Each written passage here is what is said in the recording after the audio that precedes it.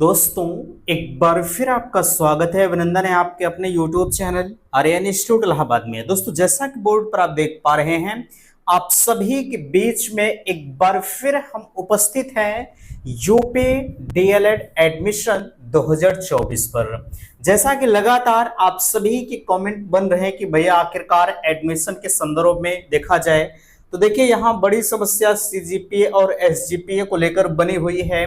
ठीक है, अगर हम सीजीपीए और एसजीपीए पर बात करें तो लगातार हम लोग पीएनपी को इसके बारे में अवगत करा रहे हैं, है ना।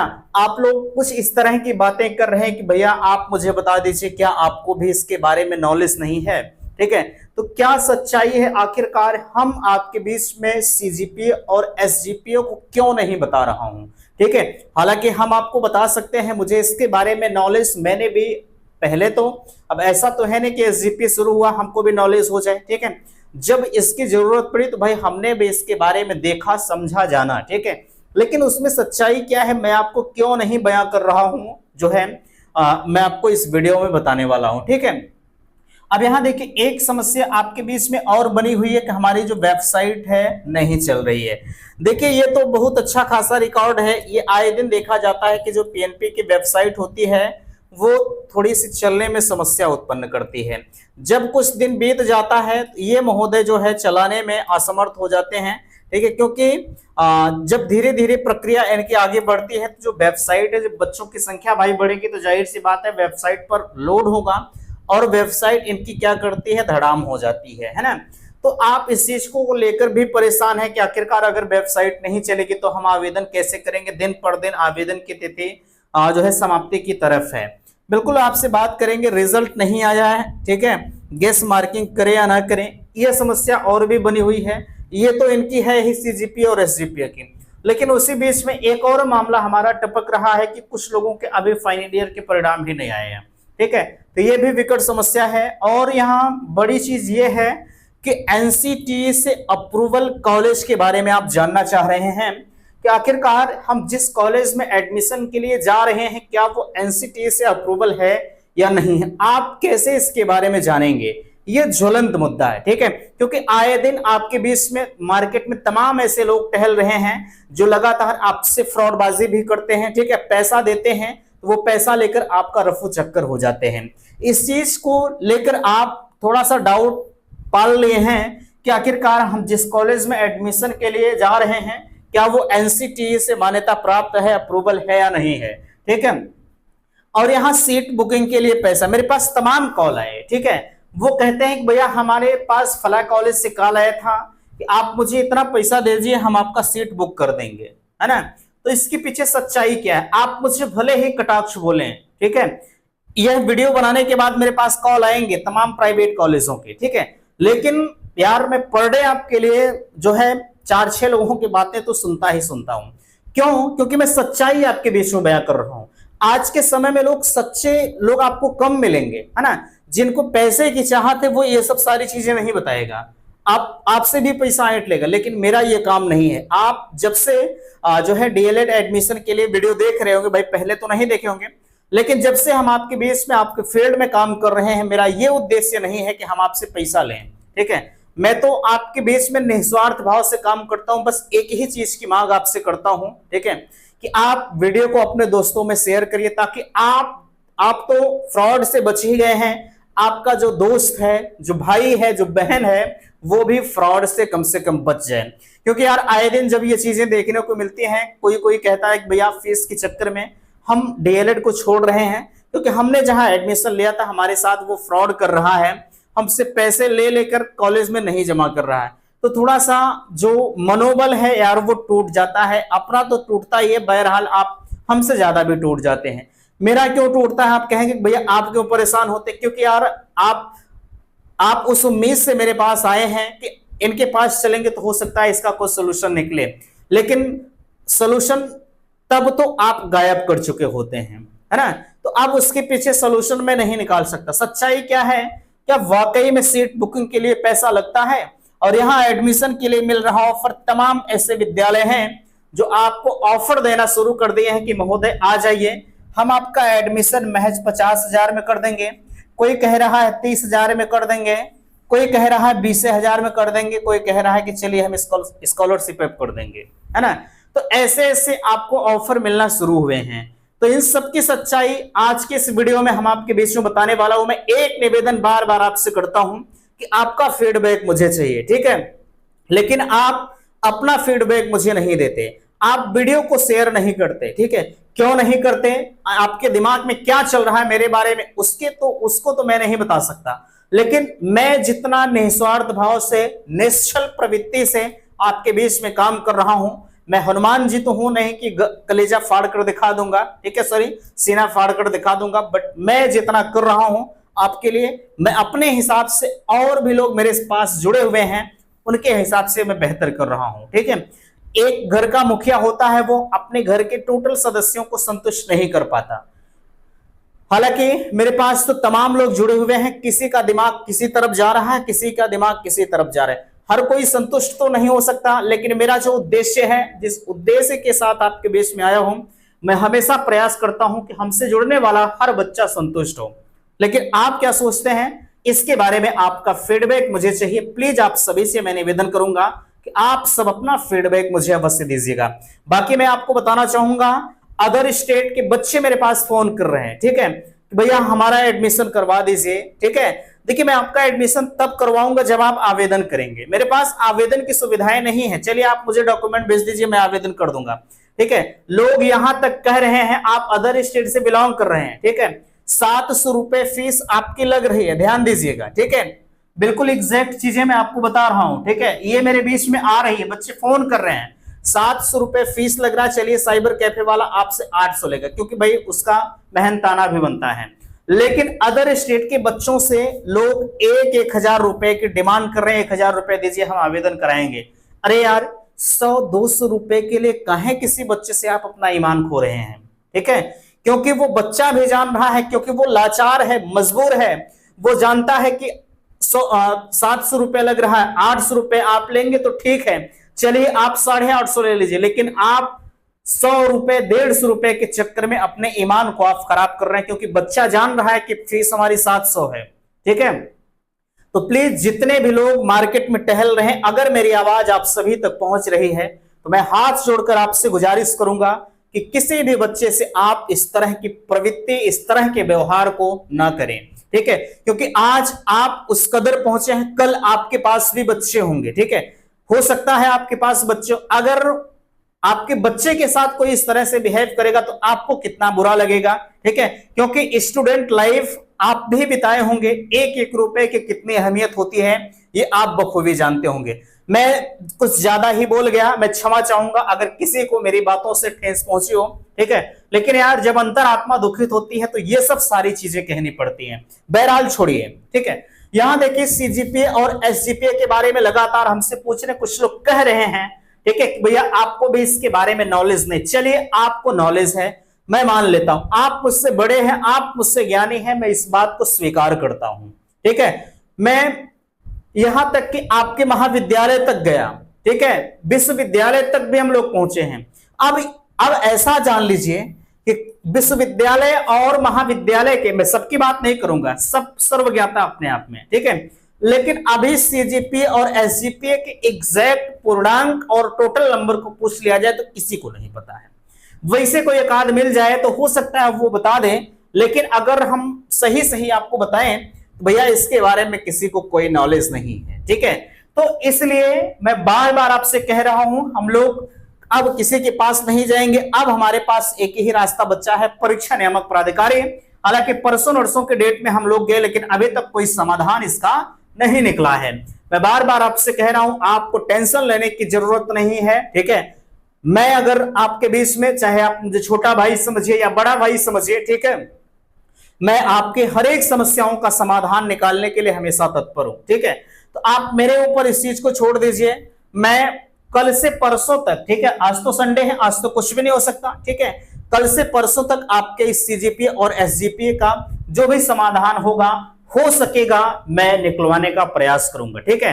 बट आप कटाक्ष को ना प्रोवाइड करें, ठीक है, आप कटाक्ष जैसे कमेंट ना करें, क्योंकि जब आपके बीच में कोई भी व्यक्ति अगर निश्चल प्रवृत्ति से काम कर रहा है, अगर आप कटाक्ष करते हैं तो भाई थोड़ी सी अंतरात्मा दुखित होती है और यार जी तो कहता है कि छोड़िए अब इसके बारे में हम कुछ नहीं करेंगे। ठीक है, तो प्लीज आप सब ऐसा ना करें। बाकी अगर मेरा वीडियो आपको अच्छा नहीं लग रहा है तो यार आप वो भी बता दीजिए, मैं वीडियो आपके बीच में प्रोवाइड करना बंद कर दूंगा, मुझे कोई शौक नहीं लगी है। ठीक है, बहरहाल चलिए कोई बात नहीं। लिखा जा रहा वेबसाइट नहीं चल रही है, ये हमेशा इनकी समस्या होती है, ये आज कोई नई नवेली नहीं है। ठीक है, जब भी एडमिशन की प्रक्रिया, आवेदन की प्रक्रिया होती है तो एक दिन दो दिन चलती है, वेबसाइट क्रैश हो जाती है, फिर से लोग अटैक हम लोग करते हैं, वेबसाइट सही होती है, 2 दिन 3 दिन चलती है, फिर से क्रैश होती है। ये प्रक्रिया इनकी अनवरत चलती रहती है और ये एक आध दो बार डेट भी बढ़ाते हैं सिर्फ वेबसाइट के चक्कर में। लेकिन आप ये मत मानकर चलिएगा कि ये आवेदन की डेट बढ़ाए या ना बढ़ाए, हमें उससे इफेक्ट जो है प्रभाव नहीं पड़ता। बट मैं इतना आपसे जरूर कहूंगा कि भैया थोड़ा सा आप रात में ट्राई कर लीजिए। ठीक है, क्योंकि सत्र वैसे भी लेट अब की बार हो रहा है, तो हो सकता है वेबसाइट ना चले, आवेदन आपका कम हो पाए। लेकिन अगर ऐसा कुछ होता है तो हम लोग प्रयास आगे भी जारी रखेंगे। ठीक है, लेकिन इतना मैं आपसे जरूर कहूंगा कि आपको परेशान नहीं होना है। ठीक है, आप थोड़ा सा रात में ट्राई कर लीजिए, वेबसाइट चल रही है, हाँ 2-4 बार 5 बार 10 बार आपको ट्राई करना पड़ सकता है। ठीक है, तो ये सब सारी चीजें आपको देखने को मिल सकती हैं, इसलिए आप कोशिश करिए कैसो भी आपका आवेदन हो जाए। ठीक है, किसी किसी की फीस तो कट जा रही है बट फाइनल नहीं हो रहा है, तो अगर आपकी फीस कट गई, अगर फाइनल नहीं हो रहा है तो भाई थोड़ा सा वेट कर लीजिए। ठीक है, 4 से 10 घंटा, 20 घंटा, 24 घंटा। ठीक है, आपका स्वतः ही या तो आपके बैंक अकाउंट में आ जाएगा या तो फाइनल हो जाएगा। ठीक है, तो ये सब सारी प्रक्रिया अपनानी है, आपको ऐसा नहीं करना है फटाक से चलिए यार मेरा नहीं हो रहा मैं फिर से पेमेंट कर देता हूँ, अरे यार 700 रुपए बड़े कसर से आता है भैया। ठीक है, तो इसलिए आप कतई इस तरह के काम को ना करें। ठीक है, अब देखिए रिजल्ट नहीं आया, आवेदन कैसे करें, गेस मार्किंग करें या ना करें। गेस मार्किंग का तरीका यार मैंने आपको बताया है। ठीक है, कि गेस मार्किंग कैसे करते हैं, सॉरी गेस मार्किंग का तरीका हमने आपको बताया है, ध्यान दीजिएगा। तरीका क्या है, जैसे हम मानते हैं कि आपने जो है आवेदन फर्स्ट ईयर में, ठीक है, फर्स्ट ईयर में अगर हम बात करें तो आप 600 ले लीजिए। ठीक है, 600 में आपने 300 नंबर पाया, फर्स्ट ईयर की बात कर रहा हूं। ठीक है, सेकंड ईयर की अगर हम बात करें तो आपने 600 में जो है 300 नंबर फिर पाया। ये एक आंकड़ा मैं आपको समझाने का प्रयास कर रहा हूं, बाकी ये कुछ नहीं है। ठीक है, आगे अगर हम इसी के क्रम में कहें तो मानते हैं थर्ड ईयर में भैया आपका 600 ही पूर्णांक रहेगा, तो 600 में अभी आपका रिजल्ट नहीं आया है और आवेदन अंतिम तिथि नजदीक हमारे है, तो गेस मार्किंग आप कैसे करेंगे, आप इस चीज का आंकड़ा ले लीजिएगा। अगर हम फर्स्ट ईयर में 300 पाए, सेकंड ईयर में 300 पाए, तो हो सकता है इसी के इर्द गिर्द हमारी ये रहेगी। ठीक है, तो हम मानते हैं आप जो है 290 नंबर जो है थर्ड ईयर में पा गए। ठीक है, तो आपका कितना हुआ, 3 त्रिक का 9, 890 नंबर आपका टोटल हुआ। और आप फॉर्म में कैसे, ये तो आपने एक संभावित अंक है। ठीक है, आपका रिजल्ट आ गया है, लेकिन आवेदन की अंतिम तिथि तक जो है, जैसे हम कहें अगर ये आपका रिजल्ट 290 कब आया, जब आप आवेदन कर दिए। ठीक है, तो आवेदन आप कैसे करेंगे, टोटल नंबर आपका इतना बन रहा, आवेदन आप ऐसा करिएगा भैया कि जब जो आप आवेदन में नंबर फिलअप कर रहे हैं, ठीक है, दोनों तो आपको पता है बट तीसरा भी नहीं पता है, आवेदन करते समय आप ऐसे नंबर को फिलअप करिएगा ताकि आपका रिजल्ट जो है वो ज्यादा बनकर आए।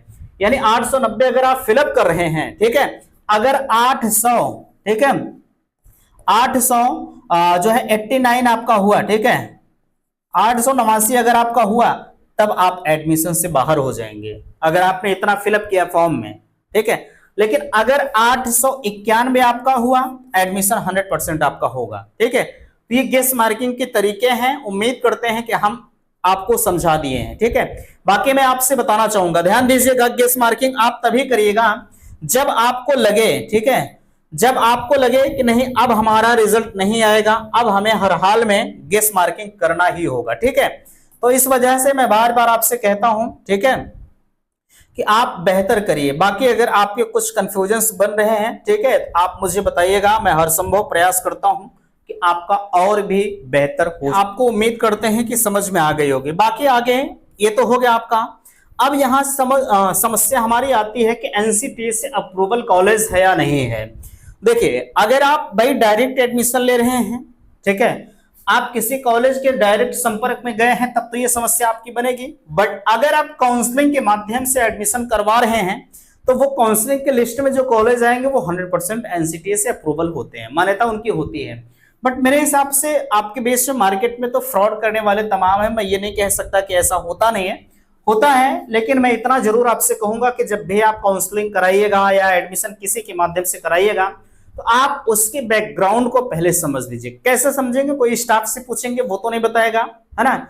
आप जो बच्चे वहां पढ़ रहे हैं आप उनसे पूछिए, वो आपको बताएंगे बेहतर, ठीक है, कि ये फीस कैसे लेते हैं, क्या करते हैं, सारी प्रक्रिया वो बच्चे आपको बताएंगे। बाकी अगर आप किसी स्टाफ से पूछेंगे या कॉलेज के प्राचार्य से पूछेंगे, प्रबंधक से पूछेंगे, वो तो चाहेंगे कि आप मेरे यहाँ आ जाइए, है ना, उनसे आपको बेहतर जानकारी नहीं मिलेगी।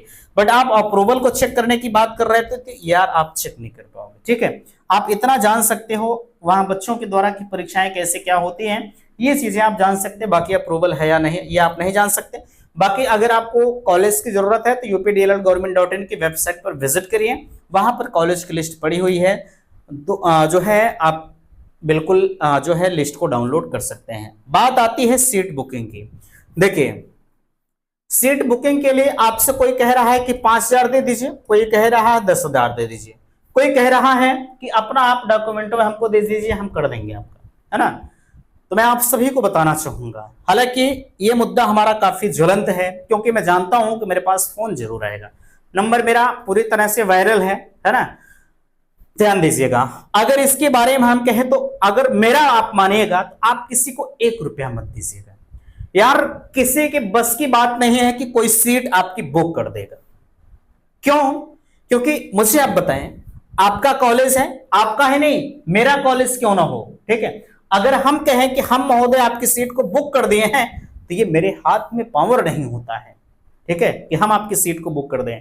अगर जो बच्चा काउंसलिंग से आ गया, मैं मानता हूं कि आपने मुझे पैसा दिया, मैंने सीट बुक की बात की, तो आपकी काउंसलिंग हम अपने कॉलेज में कराएंगे, है ना, इस तरह से सीट बुक होती है।